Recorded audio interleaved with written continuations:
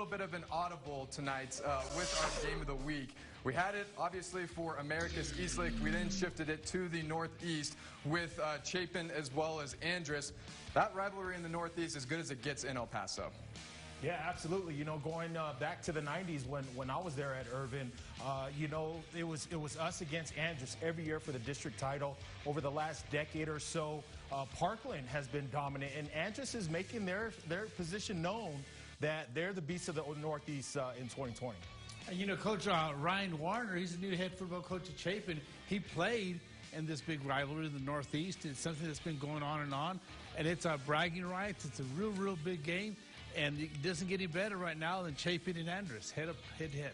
We got two Northeast experts sitting over there, Ned and Rick. And what do you say we get to some of the highlights in this game of the week? So let's roll it. Andress coming into this game at 1-0, a big win over Franklin in week 1, while Chapin lost their opener to Coronado last week, Andy. Yeah, and Coronado, they're 2-0 after last night's win against Socorro, but the Huskies still seemed, at least early on, figuring out this new coaching staff. In the first quarter, you got Andress's Jeremiah Toski calling his own number, runs it in for the 10-yard touchdown. That made it 7-0 Andress. This Toski kid, seems like we've been calling his number for the last 3 years, Ed. Yeah, a 3-year starter, Jeremiah Toski. Andress has been riddled with injuries at the quarterback position, but Toski has been the staple the last 3 seasons.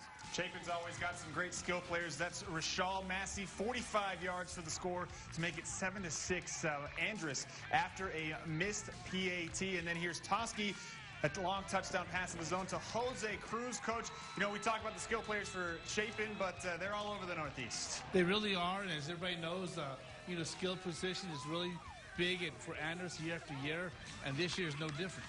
And then you got Mason Stanifer. He's going to run it in, calling his own number for the 15-yard touchdown run.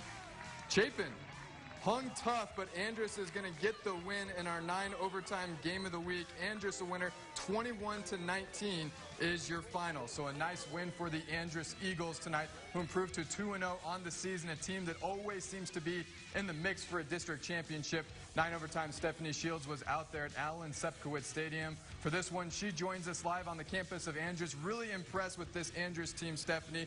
They seem to just do whatever they had to do in order to get a win.